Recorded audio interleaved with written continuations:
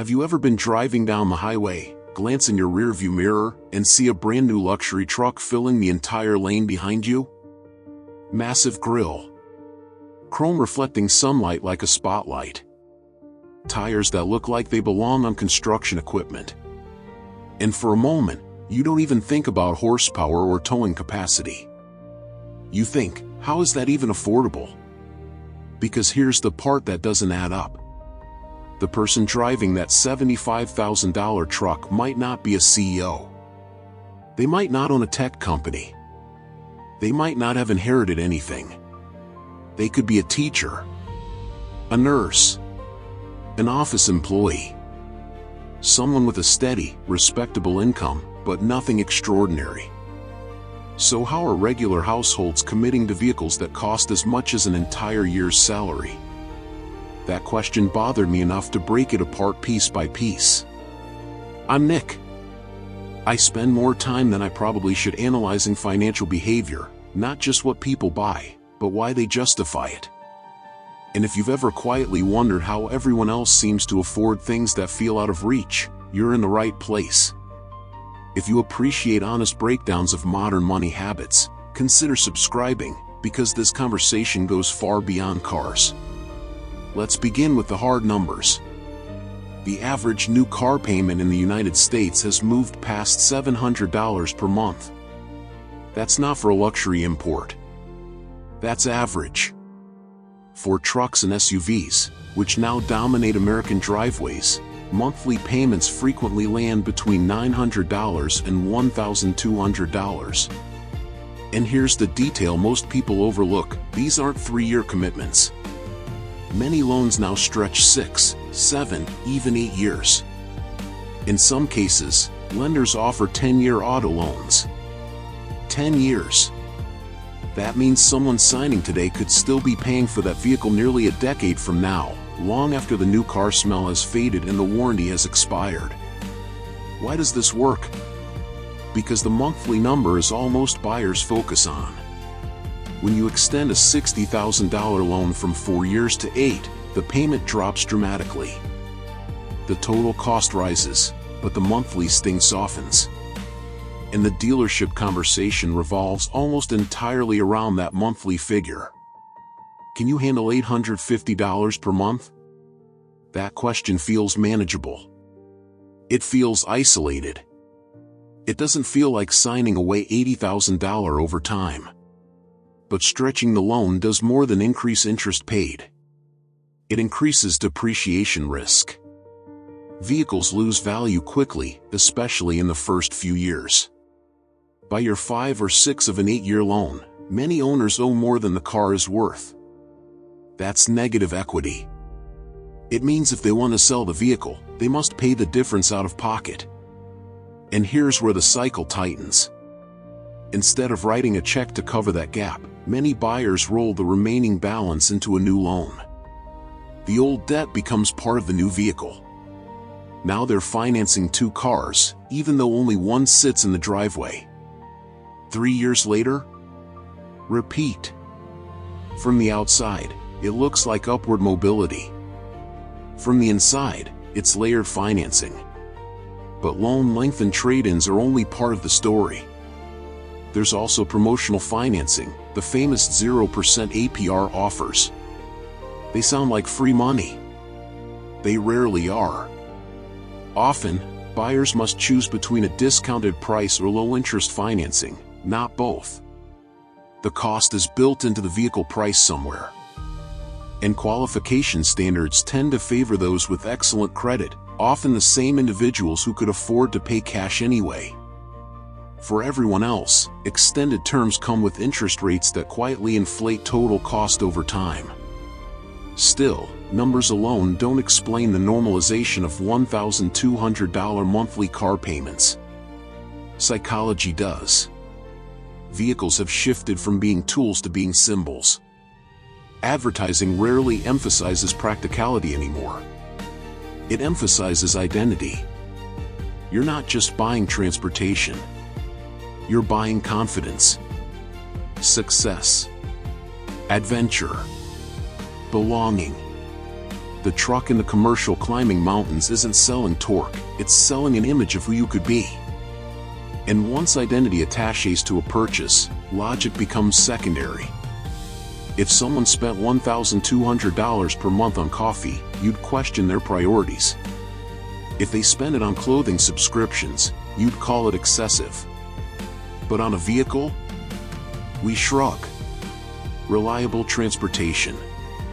That normalization was engineered over decades. Now let's talk about how people actually sustain these payments month to month. Because even at $700, $900, or $1,200, that's a significant portion of take-home income for most households. Some restructure their living arrangements, downsizing apartments or delaying home ownership. Some cut discretionary spending, fewer vacations, fewer nights out, postponed hobbies. Some take on side jobs, driving for rideshare or delivering food. Sometimes using the very vehicle they're struggling to afford. The car becomes both expense and employer. Others use credit cards to cover maintenance or insurance premiums, preserving cash flow for the monthly loan payment. High-interest debt quietly subsidizes transportation. Then there's insurance.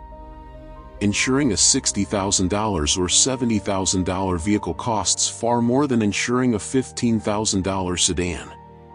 Comprehensive coverage, collision coverage, gap insurance, these add up quickly. $200 to $300 per month per vehicle isn't unusual. For households with 2 finance cars, insurance alone can exceed $500 monthly. Maintenance introduces another layer of risk. Modern vehicles are technologically complex. Repairs can be expensive. Brake replacements can cost close to $1,000. Transmission issues may exceed $5,000. Major engine repairs can reach 5 figures. Many households financing expensive vehicles lack sufficient emergency savings. When repairs happen, they become new debt. Fuel costs compound the situation. Large trucks averaging 15 miles per gallon can easily consume $350 to $450 per month in fuel, depending on commute and gas prices. Let's examine a simplified scenario. A $55,000 truck financed over 7 years at moderate interest may cost around $800 monthly. Over 7 years, loan payments total approximately $67,000. Add insurance at $250 monthly, another $21,000. Fuel at $350 monthly, about $29,000. Maintenance and repairs, conservatively $15,000. Total transportation spending over 7 years, roughly $132,000. At the end of that period, the truck might be worth $15,000. The majority of the money is gone. Now imagine redirecting $800 monthly into a diversified investment earning a long-term average return. After 7 years, that account could hold tens of thousands in growing assets. The car payment builds memories.